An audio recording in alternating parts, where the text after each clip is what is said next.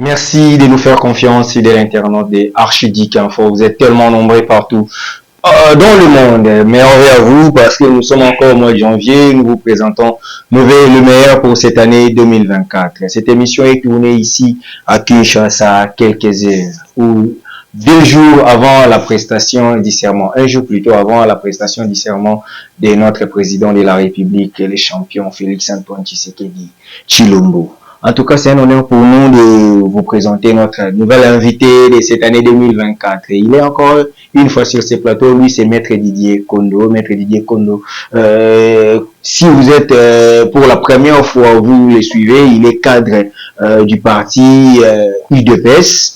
Il est le porte-parole du parti pour les 4 espaces linguistiques. Il est interfédéral de ces partis présidentiels. C'est avec lui, donc, moi, quand je le reçois, je sais que je reçois la bouche autorisée du parti. Avec lui, on parle République démocratique du Congo. Maître Didier Kondo, bonjour. Bonjour, Steph. Et Hervé. Merci pareillement, que Dieu vous bénisse. Merci, maître. Comment allez-vous? Jésus-Christ est au contrôle. Ok. Maître Didier, nous vous avons surpris dans votre bureau pour avoir un peu l'écho, la chaleur que vous avez aujourd'hui, quelques heures avant la prestation du serment du président de la République. Comment vous préparez cette cérémonie? Vous savez, c'est en vertu de la loi congolaise portant élection présidentielle, législative, provinciale, municipale. Il y a tout un processus pour commencer les préparatifs de ces élections-là et atteindre leur aboutissement. Il est vrai que l'aboutissement a eu lieu le 20 et le 21 du mois de décembre. Cet aboutissement n'avait pas été définitif. Il devait être matérialisé par la prestation de serment de celui du vainqueur de ce scrutin présidentiel. Donc, le 20 décembre, c'est un grand jour pour le peuple congolais qui va vivre la manifestation du commencement du pouvoir sous le deuxième mandat du président de la République, son Excellence Félix-Antoine Tshisekedi Tshilombo. Pourquoi notre champion des martyrs? N'avez-vous pas peur qu'il soit exposé aux ceux qui veulent tenter? Nous avons vu récemment, il y a quelques mois, que John Numbi tentait de dire qu'il devrait faire un coup d'État, il appelait l'armée.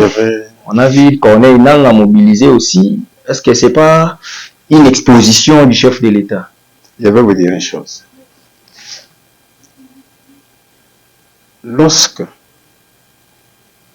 vous lisez le livre de Jérémie au chapitre 17, verset 5, il est dit que soit maudit l'homme qui compte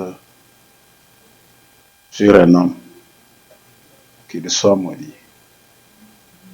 Nous avons un président de la République qui avait confié à Dieu la gestion de ce pays, y compris sa vie. Il l'a confié à Dieu. Donc, je sais qu'il y a la sécurité protocolaire, il y a la police, il y a l'armée, tout ça, mais il y a une grande sécurité, c'est le ciel. Comme il s'est confié à Dieu, il n'y a pas meilleur que Dieu pour assurer la sécurité. Pourquoi le stade de martyr? C'est parce que c'est un lieu public qui peut contenir ou qui contient plusieurs personnes, plusieurs milliers de personnes à la fois. Les Congolais ainsi que des étrangers vivant au Congo, sans oublier les invités, viendront de toutes parts, de l'intérieur comme de la capitale. Ils seront nombreux. Il n'y aura même pas de la place. Mais l'endroit qui peut contenir un bon nombre, alors un grand nombre, c'est celui-là. C'est la raison pour laquelle ce stade-là a été choisi pour accueillir cette grande manifestation de prestation de serment du président de la République, son Excellence Félix Antoine Tshisekedi.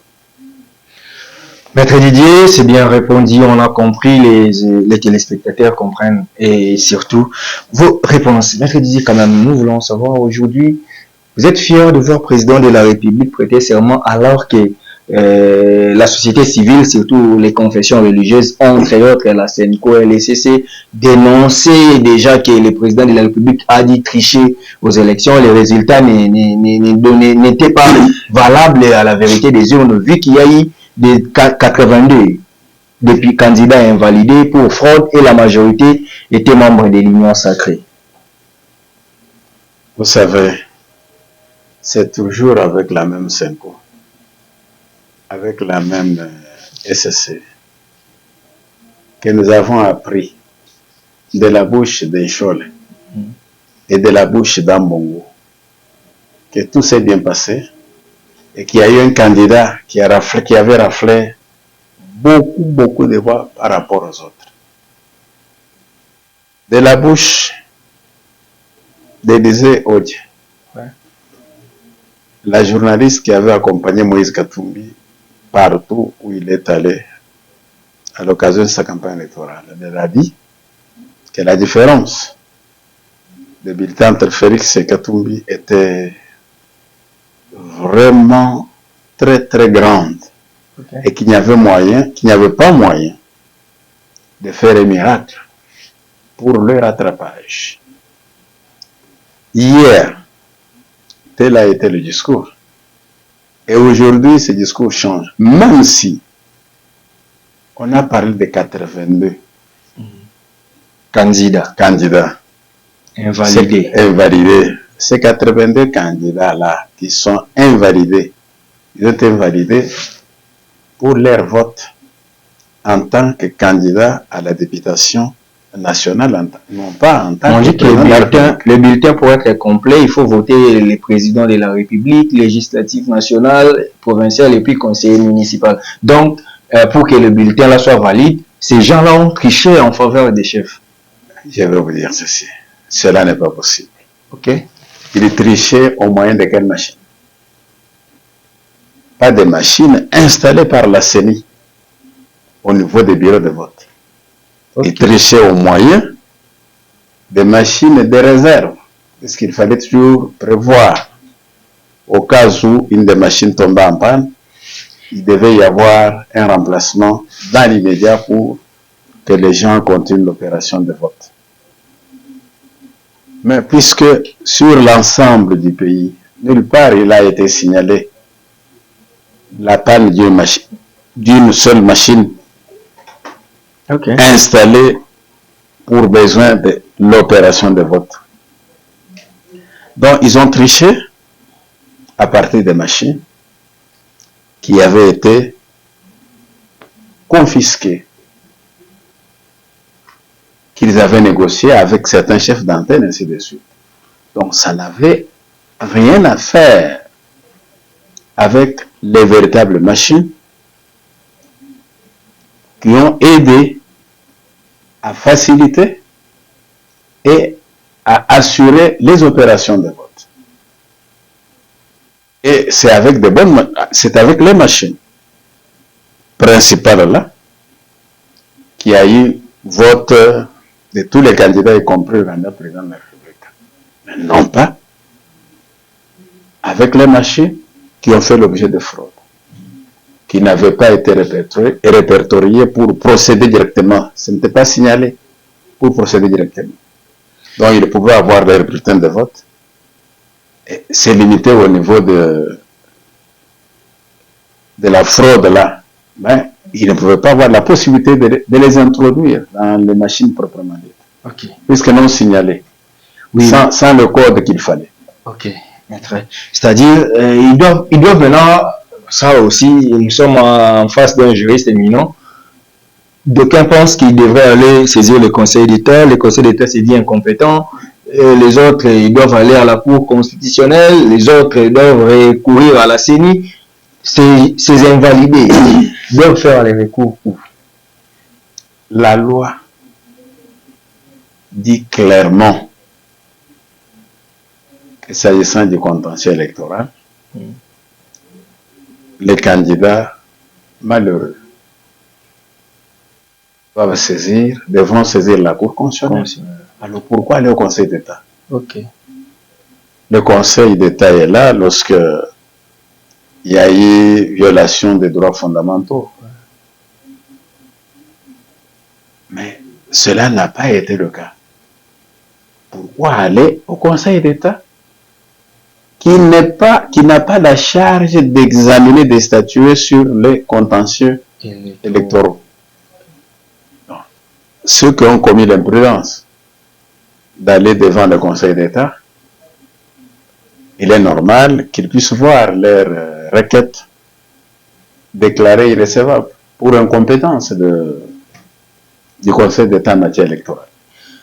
Maître Didier, on avance. Une question, vous êtes politique, vous êtes membre du parti présidentiel.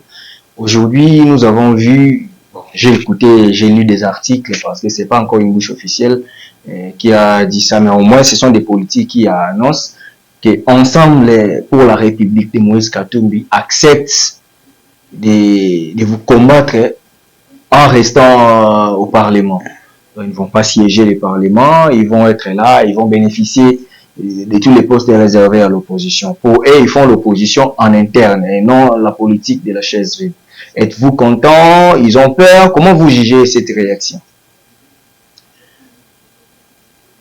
Être content ou ne pas être content lorsqu'Ensemble de la République juge utile de faire l'opposition à l'interne ne pose pas un problème. Parce que l'ensemble fait partie des partis de l'opposition qui n'ont pas boycotté, qui sont contre le processus, qui sont contre le système. Non, ils sont là. Mais qu'ils travaillent, qu'ils fassent l'opposition républicaine valable, des critiques et des propositions de ce qu'il faut utiliser, de ce qu'il faudrait avoir pour assurer le développement du pays, pour assurer la bonne conduite dans les affaires de l'État. Ça, c'est une bonne opposition. Mais si c'est pour aller, à un moment donné, c'est décider de quitter même l'hémicycle, de quitter même le gouvernement, ça n'a pas de sens. Nous n'avons aucun droit de les empêcher d'évoluer comme une véritable opposition républicaine. Nous ne pouvons pas les interdire. Nous ne pouvons pas.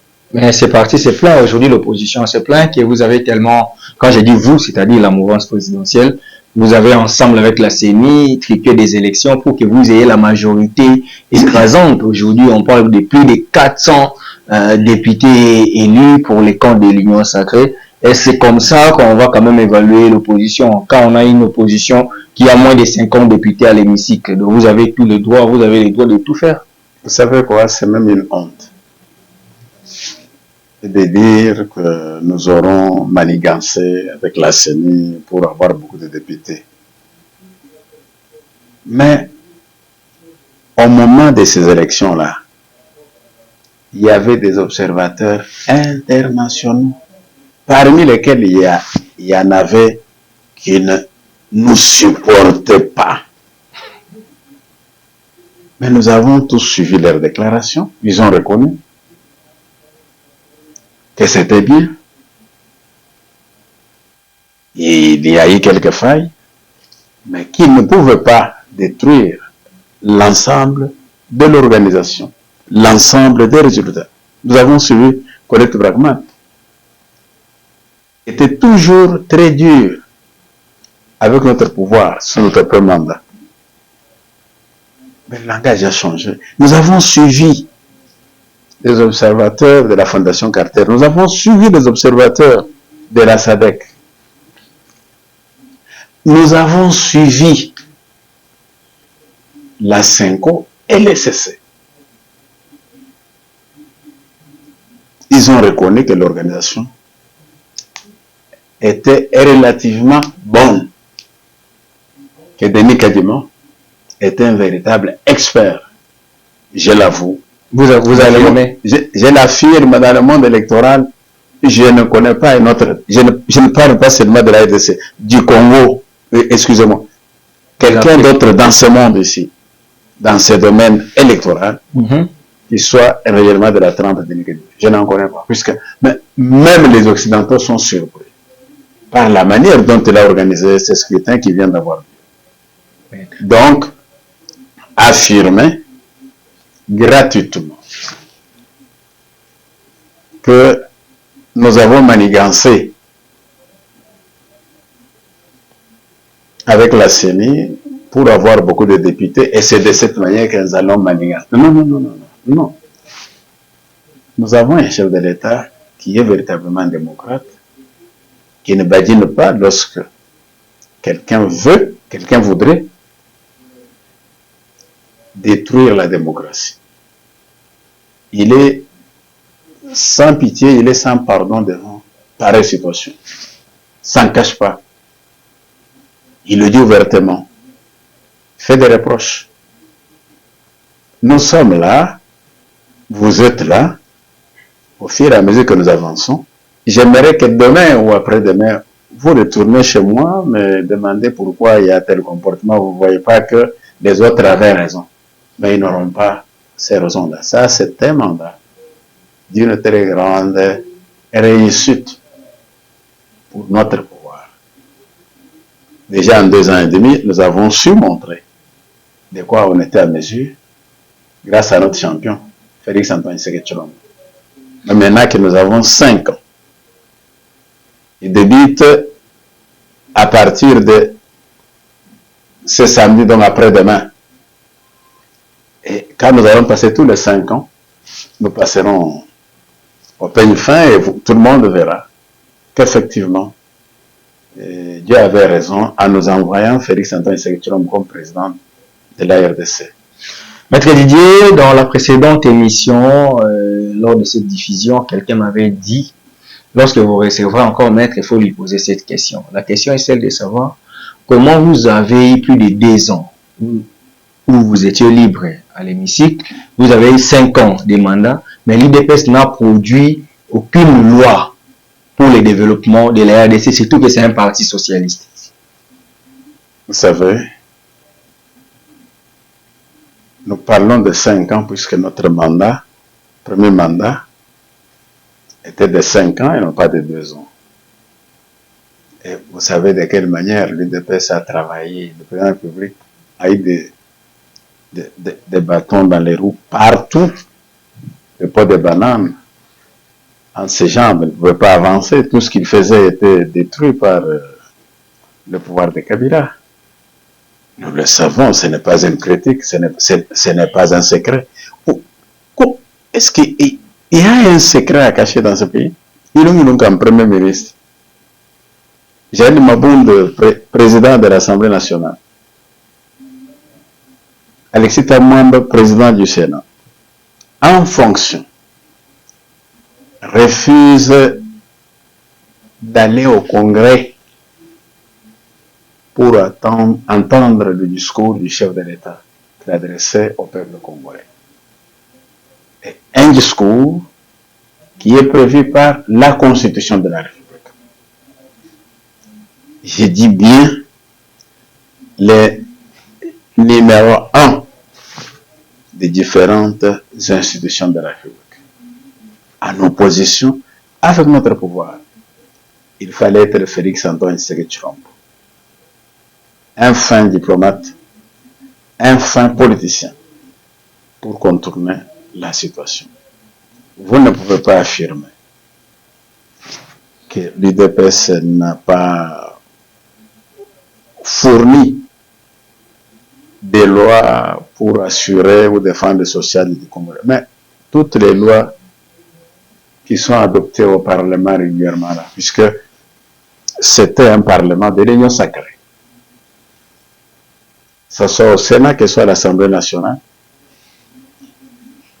il n'y avait pas un seul parti au pouvoir qui travaillait, il y a eu plusieurs partis politiques au pouvoir qui ont travaillé ensemble, qui ont mis leur intelligence ensemble pour travailler. Ils ont travaillé.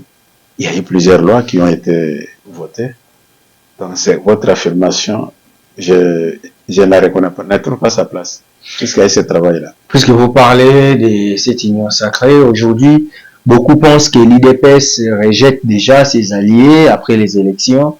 Il y a du désordre au sein de l'union sacrée. Maître Kondo, pourquoi ces désordres? Il y a des partis qui se lamentent, entre autres, les militants du MLC qui réclament que dans des circonscriptions, dans certaines circonscriptions, il y avait des candidats vénérés, des candidats très populaires qui ne pouvaient jamais échouer et surtout qu'ils ont atteint le seuil. Aujourd'hui, on a compris que vous, avec les mosaïques, vous avez de nombreux députés, le MLC n'a que 18, et je prends aussi dans cette même occasion de poser aussi sur l'ACP aussi qui se plaint en sa manière, bien qu'elle continue à soutenir les chefs de l'État, mais apparemment, au sein de l'Union sacrée, les torchons brûlent, mais les gens ne voient pas comment digérer ça. Non, c'est ce que les gens croient. Les gens croient qu'au sein de l'Union sacrée, les torchons brûlent. Mais moi, je ne vois pas où est-ce que les torchons brûlent au sein de l'Union sacrée. Les combattants, les discours des combattants, c'est le même partout. Ok. C'est le même partout. C'est quand tu as mécontentement, quelqu'un n'a pas été proclamé élu, ceux qui le soutenaient ne peuvent pas être contents. Okay. Parce que la plupart comptaient sur lui pour tant de raisons. Mais affirmer que les torchons brûlent, non, je n'ai pas entendu un seul leader ou un seul président du parti politique, membre de l'Union sacrée, passer au micro pour se plaindre de tout ce que vous dites là. Non. Ce n'est pas vrai. Ils sont là, ils se réunissent. Ils n'ont pas fait une déclaration pareille. Alors, vous tirez d'où ce que vous dites? De la rue. On a vu certains partis brûler des pneus, réclamer... S'il vous plaît, ça, hein, je vous dis, c'est des combattants. Okay. Qui n'ont rien à voir avec les bureaux politiques. J'ai dit, c'est les combattants. Les combattants ne représentent pas leur parti politique. Ok. Ceux qui représentent leur parti politique sont là, c'est les membres des organes de chaque parti politique et qui sont reconnus dans les statuts comme ayant le pouvoir de représenter ces partis politiques-là. Mais tant que ce n'est pas eux qui parlent, comment nous allons prêter oreille à tout ce qui vient des combattants? Mais Larry dit que Bemba a été loupé, après faire tout... Ça, c'est eux qui le disent, c'est les combattants qui le disent. Est-ce que Jean-Pierre même lui-même l'a dit? Non. Est-ce que Bazaïb l'a dit? Non. Et les combattants qui le disent, ils sont nombreux de combien? C'est vraiment tous les combattants des MRC qui le disent? Non. J'ai dit non. Quand vous regardez le ministre Kibas Malima, c'est un homme très populaire chez lui. Il n'a pas reçu. Mais il n'a pas reçu. Jacques Yaboula, tous. Est-ce qu'ils en ont fait des problèmes? Donc là, il y a eu des manquements quelque part. Non, c'est une loi congolaise qui avait été votée à la loi électorale. Et dans le respect des termes de cette loi-là, quelqu'un échoue. Mais il doit s'avouer vaincu et préparer le prochain tour. Parce que ce n'est pas terminé. C'est un mandat. Ce mandat prendra fin un jour, il y en aura un autre, et ainsi de suite. Donc, ne suivons pas ce que tout le monde dit, ce que n'importe qui peut dire. Suivons tout ce qui vient comme décision de la part de véritables dirigeants, ceux qui nous dirigent. Maître Didier, je vais, il nous reste 2 sujets, mais nous restons encore ici à l'organisation du pouvoir. Après la prestation du serment, il y a tractation du pouvoir. Maintenant, comment vous arrangez? Parce qu'on nous dit, ça c'est une question qui vous est adressée, on nous dit que la primature doit impérativement rester au Katanga. Il y a une loi qui nous dit que la primature doit aller au Katanga lorsque le chef de l'État est là-bas. Qu'est-ce qui se passe au juste? Parce que dans la rue, certains disent que pour mettre l'équilibre, pour qu'il y ait la paix, il faut que le Katanga prenne la primature. Vous savez, ce n'est même pas une question. La constitution congolaise, elle ne dit pas, et aucune loi en RDC ne le dit, que de plein droit, la primature doit revenir seulement à une province, à 2 provinces, à 3, à 4, et non pas aux autres. Non. À un moment donné, à l'époque de Mobutu, on a vu la primature revenir à la province de l'Équateur, à la province orientale, à la province du Kasaï central, Kasaï occidental, à la province du Kasaï oriental, et ainsi de suite. Ainsi de suite. Nous avons un chef de l'État qui tient compte de certaines valeurs. Ok. Qui tient compte de certaines valeurs. Bien sûr, il n'est pas dit que pour équilibrer les choses, il faut qu'une seule province soit toujours, non, c'est pas ça. J'avais suivi et j'avais beaucoup apprécié. Lorsque Excellence Sam Conde, lors de son voyage, je crois, de campagne ou pré-campagne, chez lui à Kaseng, une question lui avait été posée. Si on ne pouvait pas, si le chef d'État ne pouvait pas le reconduire, il a été clair, il avait dit qu'il y a plusieurs Congolais et qu'il n'est pas le seul. Dans ce pays, il y a plusieurs provinces, il n'y a pas qu'une seule province.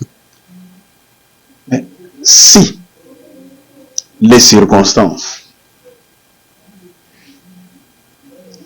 donnent la province de Katanga favori, cette fois-ci également pour avoir le Premier ministre, mais c'est une province du Congo. On dit c'est pour éviter la sécession. Veuillez ne pas parler de ce que vous êtes en train de dire là.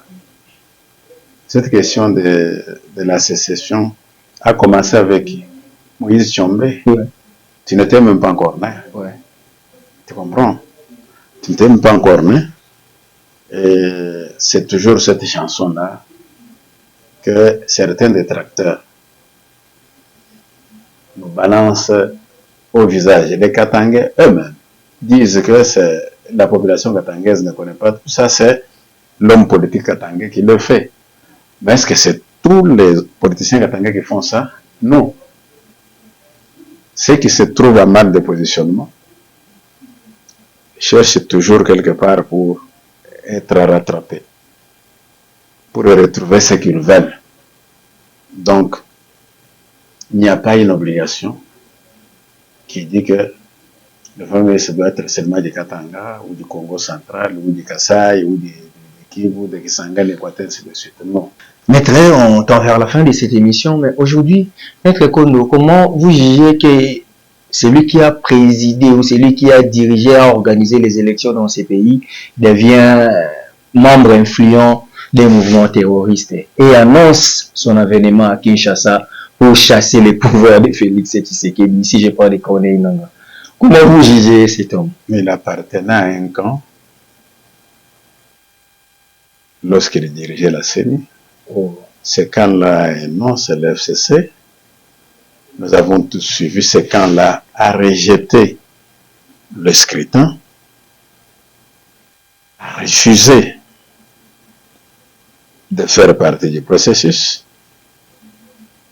à exclure même certains de ses membres qui se sont fait enregistrer, qui ont déposé leur candidature. Donc, ces camps-là, se reconnaissant impopulaires,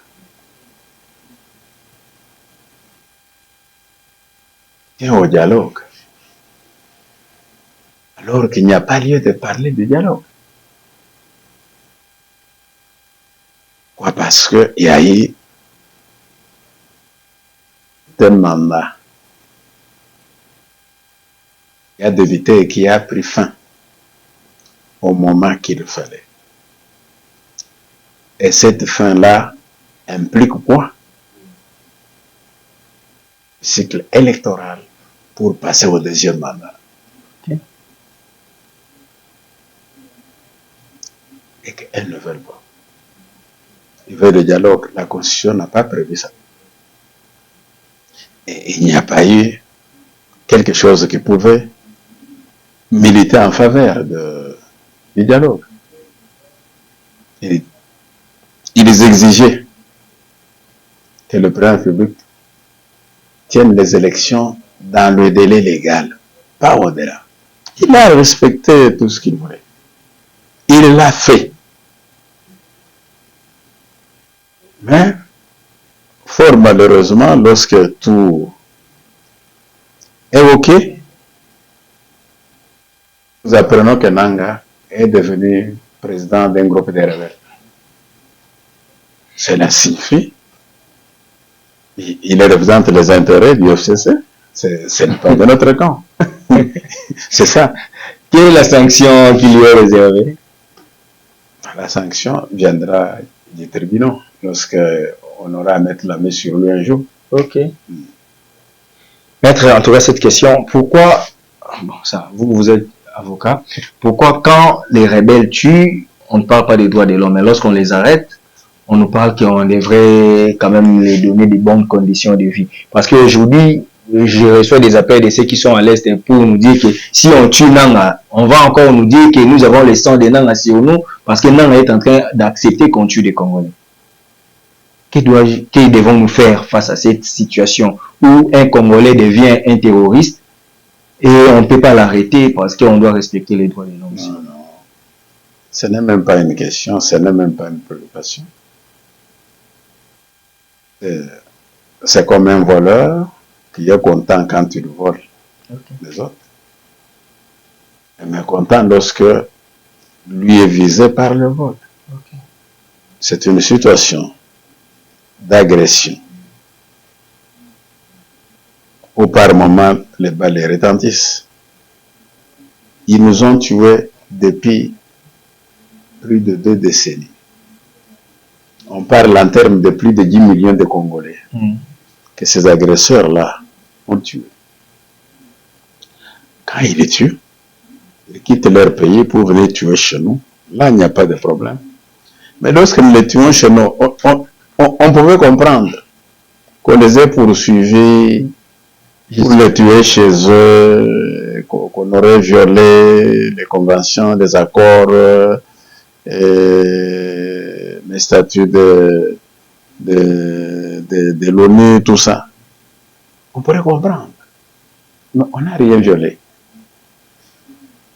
On veut empêcher l'ennemi de progresser, de continuer de causer du tort au peuple congolais. Là, ils disent qu'on a mal agi. Non. C'est eux qui manquent de raisonnement. Ils deviennent immatures, en quelque sorte. Ils ne comprennent pas ce qu'ils disent. Parce qu'on dit l'attaque des FARDC la dernière fois ici a été trop forte et ça a violé même les principes des droits internationaux humanitaires. On a tué beaucoup de colonels du M23, beaucoup de généraux. Et c'est aussi les RDC maintenant veulent tuer les gens. La RDC les a tués où? Le territoire au Rwanda ou sur le sol congolais. Ça, c'est des étrangers. C'est des Rwandais. Sur le sol congolais, ils faisaient quoi? Ils avaient été invités par le gouvernement congolais. Ils sont venus faire quoi? Lorsqu'on leur demande de déposer, de retourner chez eux, ils ne veulent pas. Donc, la RDC doit croiser ses bras et les inviter à venir exterminer tous les Congolais pour que le pays devienne un pays à eux, leur pays. Ça n'a pas de sens. C'est que nos FARDC font, je les loue. Okay. Nous devons féliciter ça, nous devons apprécier. Ces gens-là nous ont maltraités, nous ont tués comme des mouches. Plus de 10 millions depuis la fin de la Deuxième Guerre mondiale, même à la fin de la Première Guerre mondiale. On n'a jamais enregistré un tel bilan de personnes tuées à la suite d'une agression, à la suite d'une guerre. Nous sommes à la fin de cette émission, Maître Didier. Maintenant, nous voulons savoir, comme c'est demain que le chef de l'État va prêter serment, si on... Après-demain. Oui, après-demain. Si on voit Kagame se présente de bonne foi pour venir assister son voisin pendant cette cérémonie, quelle est l'attitude que les Congolais doivent avoir face à ce président qui est notre voisin aussi? Vous avez suivi plus d'une fois notre président de la République refuser de serrer la main à Kagame, refuser de le rencontrer, refuser d'aller avec lui prendre part à des réunions. Attention, nous avons un chef de l'État qui a des principes et qui demeure dans ses principes. Ce n'est pas au moment de l'appréciation de son serment qu'il va changer pour dire Kagame viens, on va s'embrasser. C'est pas ça. Pour qu'un chef de l'État ou un représentant d'un chef de l'État vienne, il ne vient pas de lui-même. Il y a des mesures protocolaires. Est-ce que notre protocole peut assurer la visite de Kagame dans notre pays au moment de la présence serment de notre président public?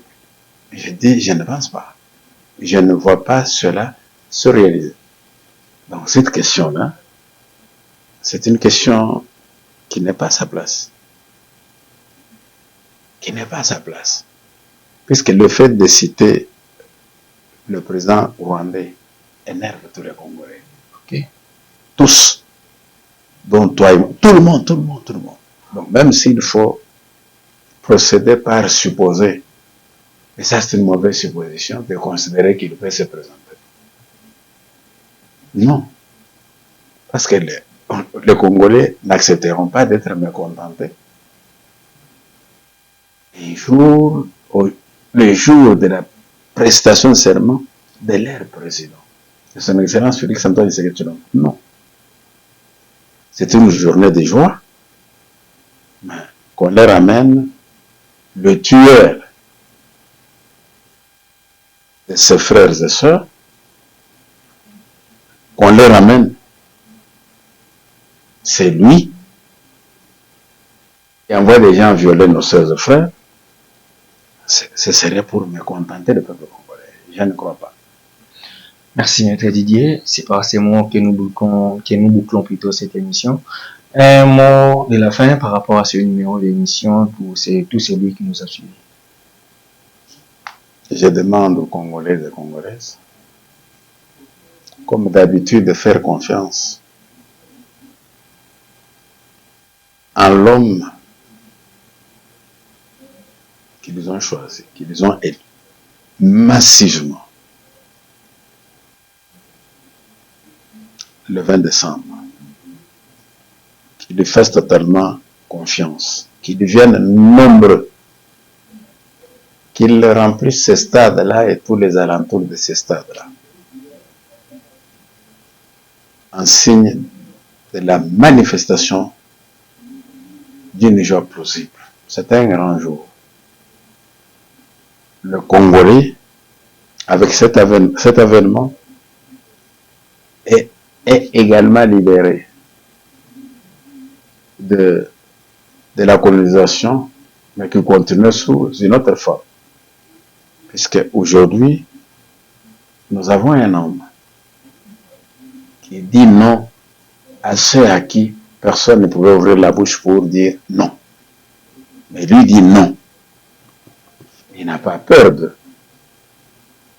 Et qui a le souci de développer le pays, qui pose des jalons, qui se met à commencer ce développement du pays. Que nous puissions nous retrouver nombreux au stade. C'est notre jour. Nous devons en être fiers et heureux. Merci.